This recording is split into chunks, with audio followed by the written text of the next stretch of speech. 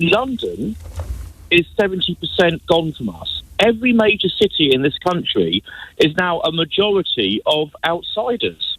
And this is one of those moments where a routine radio phone-in suddenly turns into something far more revealing and far more unsettling. What begins as a familiar complaint about immigration on LBC quickly spirals into a raw, uncomfortable interrogation of identity itself. Not policy, not numbers, but a fundamental question that sits at the heart of modern British politics. Who gets to be English? Before we jump in, tell me where you're tuning in from, and remember to like and subscribe. Your support helps the channel grow and keeps these stories coming. Because what you're about to hear isn't just a heated exchange. It's a moment where the language shifts, where vague frustration hardens into something much more explicit. A caller arrives armed with grievances that sound familiar, even predictable at first. But as the conversation unfolds, the focus moves away from borders or integration and lands squarely on race, ancestry, and exclusion. And the reason this call matters is simple. It strips away the polite framing that often surrounds these debates and exposes the assumptions underneath. The presenter doesn't raise his voice, he doesn't lecture, he just asks questions, calmly, patiently, and in doing so allows the argument to unravel in real time. So let's listen carefully, not just to what's said, but to what's revealed. Watch how quickly the definition of English narrows.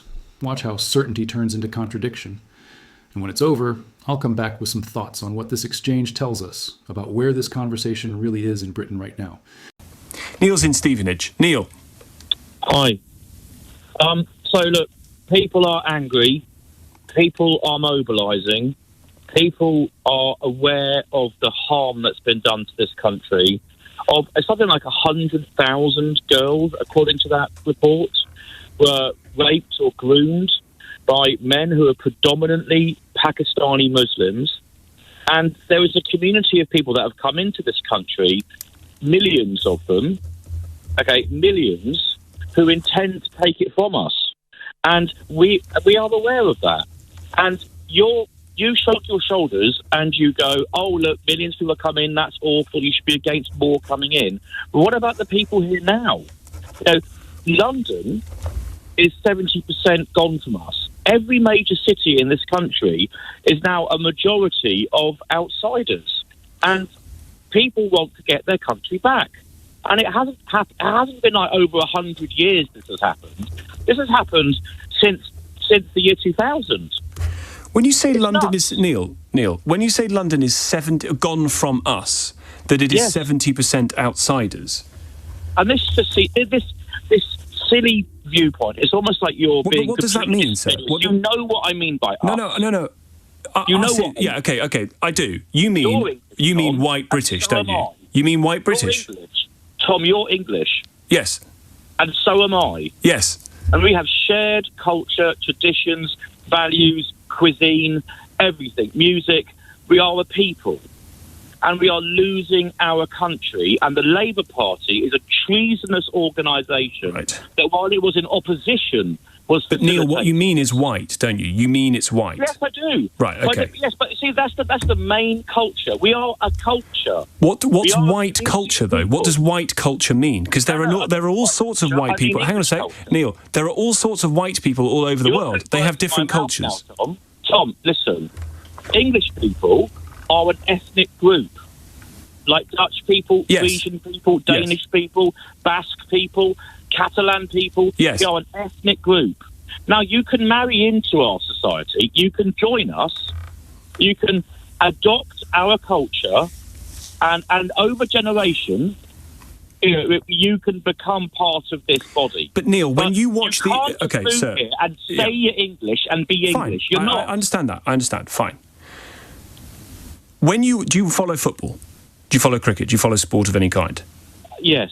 When you watch the England football team, where non-white English players are playing, are they ethnically English to you? No, they're not. Why? They were born here. Their parents were born here. Change to ethnic group. No, but Neil, if the qualifying characteristic of being English is were you born here? Shared ancestry. Shared culture. But how shared do you want it? Because their parents were born here too. You have to at least marry into our community. But Neil, the parents of an England footballer who is non-white, his parents... Neil, hang on a sec.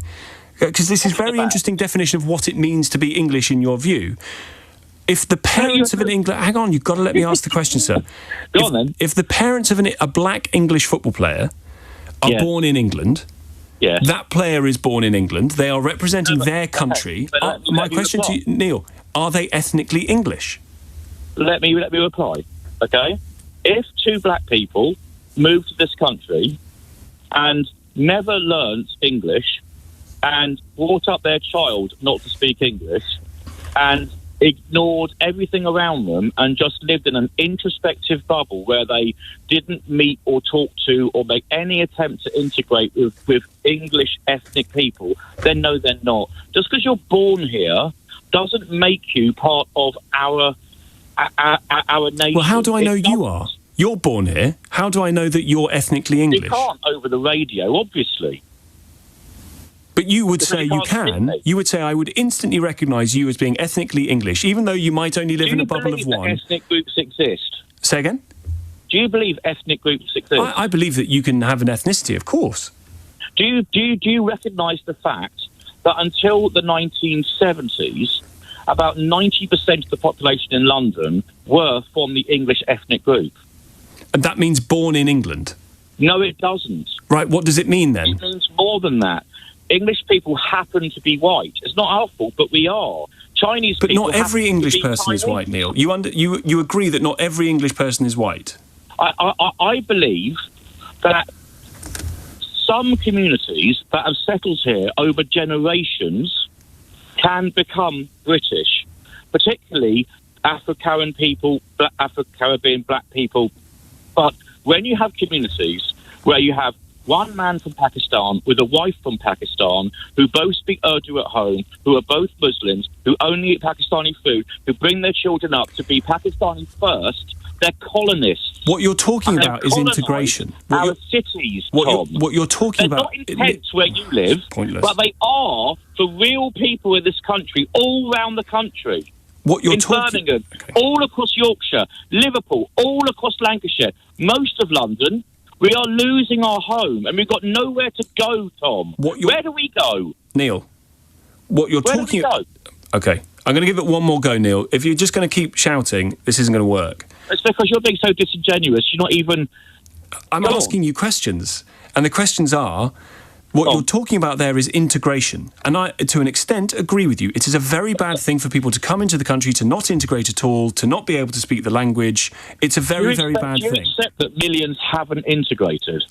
Depends on what you mean by integrate. But I think... OK. But if I'm saying to you that you can't have communities living all together in large groups that don't intermarry, that keep every single cultural thing from home and don't adopt any of ours except sort of nebulous British values about being nice in the queue, which mean nothing. Okay, the country is being colonised. I don't agree with you. I don't think the country is being colonised. And I don't understand why you can't say or can't agree or can't believe that a person who is born here, who shares the values that you do, who speaks the language, who eats a roast dinner and likes watching England play football. I don't understand why you can't say that person might not be white. Am I still being heard, Tom? If you are saying that anyone can be English just because they say they are... No, I'm not saying that.